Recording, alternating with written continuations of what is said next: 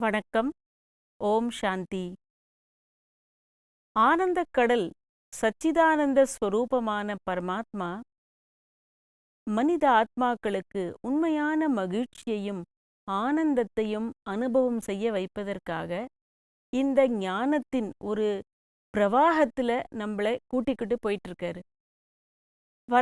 மனித ஆத்மாக்களை பழக்க வழக்கங்களிலிருந்து, தவறான பழக்கங்களிலிருந்து, பந்தத்திலிருந்து விடுவித்து முக்தி அளிப்பதற்காக இறைவன் இந்த ஞானத்தை கொடுக்கிறார். அப்போ மனதை ஒருநிலைப்படுத்துவதற்காகவும் இந்த ஞானத்தை அவர் கொடுக்கிறார். அடுத்ததாக பரமாத்மா அர்ஜுனனுக்கு என்ன ஞானம் கொடுக்கிறார் அப்படின்னா, ஆபூர்யமானம் அச்சல பிரதிஷ்டம் சமுத்திரமாபஹ பிரவிசந்தி யத்வத். ஆபூர்யமானம் அச்சல பிரதிஷ்டம் சமுத்திரமாபஹ பிரவிசந்தி யத்வத். தத்வத் காமாயம் பிரவிசந்தி சர்வே சசாந்திமாப்னோதி ந காமகாமி. தத்வத் காமாயம் பிரவிசந்தி சர்வே சசாந்திமாப்னோதி ந காமகாமி. அதாவது ஒரு சமுத்திரம் இருக்கு, நூற்றுக்கணக்கான நதிகள் போய் அந்த சமுத்திரத்துல தான் கலக்குது. அப்போ அந்த சமுத்திரம் அவ்வளவு நதிகள் வந்து கலந்தாலும் ஆபூர்யமானம் அச்சல பிரதிஷ்டம். அச்சலம் அப்படின்னா ஸ்டேபிளாக ஒரு ஸ்டேபிளாக நிலையாக தான் இருக்கு சமுத்திரம். அப்போ தண்ணி நிறையா வருது அப்படிங்கிறதுனால கடல் பொங்கறதும் இல்லை, கடல் தன்னுடைய வட்டத்துக்குள்ளேயே தான் இருக்கு, அது சுருங்கிறதும் இல்லை. அதே போல ஆசைகளும், இந்திரியங்களோடைய சம்பந்தப்பட்ட ஆசைகள் பிரவேசிக்கும் பொழுது யாருடைய மனம் ஸ்டேபிளாக இருக்கோ அவன்தான் உண்மையான சாந்தியை, மன அமைதியை அடையறான். அப்போ இந்த மன அமைதியை அடையணும் அப்படின்னாக்க ஸ்டேபிளான மனநிலை ரொம்ப தேவை. இப்போ உதாரணத்திற்கு கடல் இருக்கு, இப்போ இதில் புயல் வரலாம். புயல் வரும் பொழுது கடல் பொங்கும். பொதுவாக மழை காலத்துல எல்லா இடத்துலேருந்தும் நதிகள் வந்து சேரும் பொழுது கடல் பொங்காது. அதுக்கு அப்படி ஒரு இது கிடையாது. அது எவ்வளவு அது பொங்கவும் பொங்காது, அந்த தண்ணி வெளியிலையும் வராது. அதுதான் ஒரு பெரிய ஆச்சரியம். அப்போ இந்த சமுத்திரமானது ஒரு நிலையாக இருக்கு. அதே போல இறைவன் என்ன சொல்றார் அப்படின்னாக்க, புலன்கள் நம்ம துணையாக மாறினாக்க அது நம்மளை தூண்டாது. ரொம்ப இந்திரியங்களை பத்தி பல விஷயம் இங்க இறைவன் சொல்லிட்டாரு. சின்ன சின்ன விஷயங்கள் தான் அது எல்லாமே, ஆனா ரொம்ப ஆழமான விஷயம். நான் என்னுடைய ஐம்புலன்களை என்னுடைய துணையாக நான் மாத்திக்கிட்டேன் அப்படின்னாக்க அதோடைய பிரலோபனம், அதாவது தூண்டுதல், அது நம்மள தவறு செய்யவோ இல்லை வேண்டாத விஷயங்கள்ல நமக்கு ஒரு தூண்டுதலை கொடுக்காது. அப்போ இறைவனுடைய நோக்கம் என்ன அப்படின்னாக்க, இந்த விஷயங்களை புரிய வைக்கிறதுக்கு மனித ஆத்மாக்களுக்கு உண்மையான சுதந்திரத்தை அனுபவம் செய்ய வைக்கணும் அப்படின்னா, புலன்களுடைய ஈர்ப்பு, புலன்கள் தப்பானது கிடையாது, ஆனா அதுல இருக்கிற வாசனைன்னு சொல்றோம் இல்லையா, விஷய வாசனைகள், அதுதான் தவறு. இப்போ நம்ம இந்திரியங்கள் இருக்கு, மற்றவர்களுடைய இஃபெக்ட்ல வரும் இல்லையா, அதுதான் கஷ்டம், அது தப்பு. சூழ்நிலைகளோட எஃபெக்ட்ல வருது, அப்புறமா இந்திரியங்களோட ஈர்ப்போடைய எஃபெக்ட்ல வருது. இதையெல்லாம் தான் இறைவன் விட சொல்றேன். அப்போ நம்ம ஸ்டேபிளா இருக்கணும், ஒருநிலைப்பட்ட மனம் இருக்கணும் அப்படின்னு இருக்கும் பொழுது இதோடைய எஃபெக்டில் இருந்துலாம் நம்ம புத்தியை விடுவிச்சுக்கிட்டே வரணும். இப்போ புலன்கள், இந்திரியங்கள் நம் எதிரி இல்லை. ஃபர்ஸ்ட் நம்ம இதை மனசுல போட்டுக்கணும். கண் தவறானதை பார்க்கும்பொழுது தான் என்னுடைய எதிரியே தவிர, கண் என்னுடைய சகயோகி, துணை தானே. கண் இல்லாம என்னால் வாழ முடியாது. அதே போல வாய் வந்து எப்பொழுதுமே ருசியா சாப்பிடணும்னு நினைக்கும் பொழுதுதான் அது வசப்பட்டு போயிடுது. ஆனா இந்த வாய் மூலமாக உணவு சாப்பிட்றோம், நல்ல விஷயங்களை பேசுறோம். அதே போல நம்ம சத்ருவை மித்திரனாக எப்ப மாத்திக்கலாம் அப்படின்னா, இப்போ பாரதத்துல பொதுவா ஒரு ரூல் இருக்கு, எதிரியே இருந்தா கூட அவன் சரண் அடைஞ்சிட்டான் அப்படின்னு சொன்னாக்க அப்ப சரண் அடைஞ்சவன் நிச்சயமாக நம்மளுடைய சத்ரு கிடையாது. அப்போ அந்த சத்ரு இல்லை அப்படின்னாக்க அவனை என்ன பண்ணுவாங்க, அவன் சரண் அடைஞ்சிட்டான் அப்படின்னா அவனுக்கு அவனுடைய ராஜ்யத்திலேயே, ராஜா தன்னுடைய ராஜ்யத்திலேயே ஒரு போஸ்ட் கொடுப்பாங்க. எல்லார் எதிர்லேயுமே அவங்க வச்சுப்பாங்க. கவனிப்பு விஜில்ல வச்சுருப்பாங்க, அவங்கள கண்காணிப்பில் தான் வச்சுருப்பாங்க.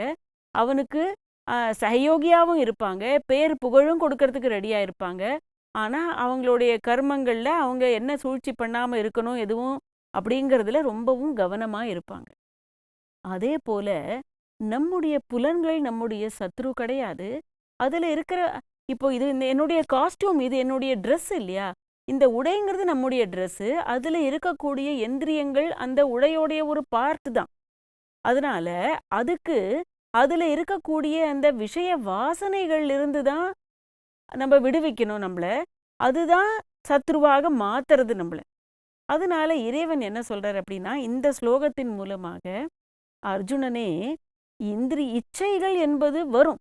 எப்படி நாலா பக்கத்திலிருந்தும் அட்டாக் பண்றது சமுத்திரத்தை நதிகள் வந்து, அதே போல பலவிதமா மனசு டிஸ்டர்ப் ஆகலாம், மனம் சஞ்சலப்படலாம், இந்திரியங்கள் நம்மள வந்து ரொம்ப துன்புறுத்தலாம். இப்படி இச்சைகள்ங்கிறது நாலா பக்கத்திலிருந்து வரும்பொழுது நீ அதன் வசப்படாதே. இந்திரியங்களை உன்னுடைய ஃப்ரெண்டாக நீ மாற்று. அப்போ விகாரங்களை நம்ம மறைக்க கூடாது. மறைத்தாக்க மனம் சாந்தி அடையுமா அப்படின்னு கேட்டா கிடையாது. ஏன்னா விகாரங்கள் வரும். அப்போ நம்ம அதை சப்ரஸ் பண்ணிக்கிட்டாலோ, அதை நம்ம அட்ரஸ் பண்ணலை அந்த இஷ்யூவை அப்படின்னு சொன்னாக்க, அதை இல்லட்ட நான் அதை மறைச்சிட்டேன் அப்படின்னாக்க அது எப்போ வேணா வெளியில வரும். அதனால இறைவன் என்ன சொல்றாரு அப்படின்னாக்க, மனசாந்தியை ஆபூரியமானம் அச்சல பிரதிஷ்டம், இதுல நம்ம பார்த்தோம் இல்லையா, தத்வத் காமாயம் பிரவிசந்தி எத்வது சசாந்திம் ஆப்னோதி நகாம காமி. யார் வந்து காமத்துடைய அந்த வேகம் வருது, ஆசைகளுடைய வேகம் வந்தாலும் யாரு ஸ்டேபிளாக இருக்காங்களோ, அதுக்கு வசப்படாம இருக்கிறவன் பரமசாந்தியை அனுபவம் செய்கிறான். இந்த ஆழ்ந்த மனசாந்தி அப்படின்னு கேட்கும் பொழுதே எவ்வளவு நல்லா இருக்கு இல்லையா? இதுதான் பிரம்ம நிர்வாண நிலைன்னு கூட சொல்லலாம். ஒவ்வொரு ஆன்மாவுடைய மூல ஸ்வரூபத்தை அனுபவம் செய்யணும் நம்ம. அப்போ இந்த நிர்வாண நிலை அப்படின்னாலே சப்தத்திற்கும் அப்பாற்பட்ட அமைதியான நிலை. இப்போ ஆன்மாவானது அந்த நிலையை அனுபவம் செய்யும் பொழுது இந்த பிரம்ம நிர்வாண நிலையை அனுபவம் செய்ய முடியும். இந்த ஒரு சோலோடைய ட்ரூ குவாலிட்டியே பீஸ் அப்படின்னு நம்ம பார்த்தோம், அமைதி. அப்போ இப்போ ஒருத்தருக்கு நோய் இல்லை அப்படின்னு வச்சுக்கோங்க, நோய் இல்லாததுனால அவங்களுக்கு ஆரோக்கியமா இருக்காங்கன்னு அர்த்தமான்னு கேட்டா இல்லை.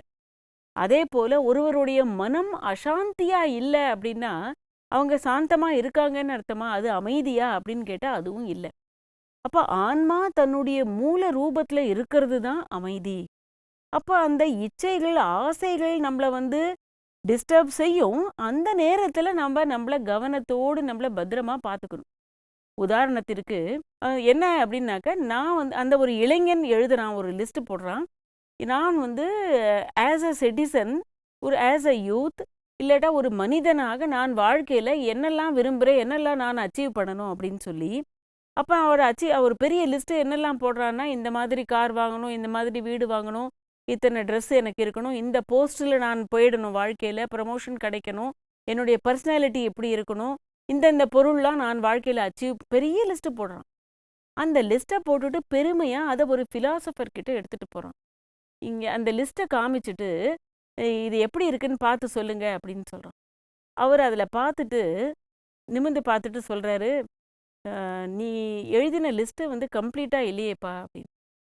அதுக்கு அவன் சொல்லுவான், எல்லாமே என்னோட எல்லா விருப்பமும் சேர்த்து நான் பெரிய லிஸ்ட்டு போட்டுட்டேன் அப்படின்னு. இல்லையே, இதில் நீ பீஸ் ஆஃப் மைண்டு எழுதலையே, மன அமைதி இல்லை உனக்கு வாழ்க்கையில் அப்படின்னா, இது எல்லாம் இருந்தும் ஜீரோ தான் நம்ம வாழ்க்கை. அப்போ மன அமைதி என்னுடைய வாழ்க்கையில் அச்சீவ் பண்ணக்கூடிய ஒரு ப்ரையாரிட்டியாக இருக்கணும் தானே, அதுதானே உனக்கு முக்கியம் அப்படின்னு சொல்லுவான். அப்போது அவன் ரியலைஸ் பண்ணுவான் இந்த விஷயத்த. அப்போது நம்மளுடைய வாழ்க்கையில் நாம் அச்சீவ் பண்ண வேண்டிய விஷயங்களுடைய முதல்ல இருக்க வேண்டிய ஐட்டமே என் மன அமைதி. At what cost? ஏன்னா சில சமயத்தில் என்ன ஆகுதுன்னா, அமைதியை நம்ம எதோ விஷயங்களால் இழந்துடுறோம். அட் எனி காஸ்ட் நான் பீஸ் ஆஃப் மைண்டை இழக்கக்கூடாது. மன அமைதிங்கிறது என் வாழ்க்கையோட முக்கியமான விஷயம். அதுக்காக தான் அதை அனுபவம் செய்ய வைக்க தான் இறைவன் இவ்வளவு டீட்டெயில்டாக ஞானம் கொடுக்குறார். அப்போது ஈஸியாக ஒரு ஃபார்முலா கொடுத்துட்டார் அவர். நான் வந்து பொதுவாக என் டிசையர்ஸ், ஆசைகளை ஒழிக்கிறதன் மூலமாக, குறைச்சிக்கொண்டே போகிறதன் மூலமாக நான் அமைதியை அனுபவம் பண்ண முடியும். ஆனா பொதுவா இதுக்கு ஆப்போசிட்டா வெஸ்டர்ன் ஃபிலாசபி என்ன சொல்லுது அப்படின்னாக்க, the more you acquire things you become more peaceful, more happy. பொருட்களை நான் அதிகமாக சேகரித்து இதுக்கு எவ்வளவு செல்வமும் பொருட்களும் அதிகமாக நான் வாழ்க்கையில் மெட்டீரியல் விஷயங்களை நான் சேர்த்து வைக்கிறேனோ, நான் அதிகமான மகிழ்ச்சியும் அமைதியும் அனுபவம் பண்ண முடியும்னு. அது அப்படி இல்லை. அதனால கட்டாயமாக நமக்கு மகிழ்ச்சிக்கு எந்த கேரண்டியும் கிடையாது. வெளி மகிழ்ச்சி வேற, ஆன்மாவுடைய உள்நிலை அந்த மகிழ்ச்சி வேற. அதை அனுபவம் செய்யணும் அப்படின்னாக்க நிச்சயமாக என்னுடைய மனம் ஸ்திரமாக, புத்தி ஒருநிலைப்பட்டதாக இருக்கணும். ஓம் சாந்தி.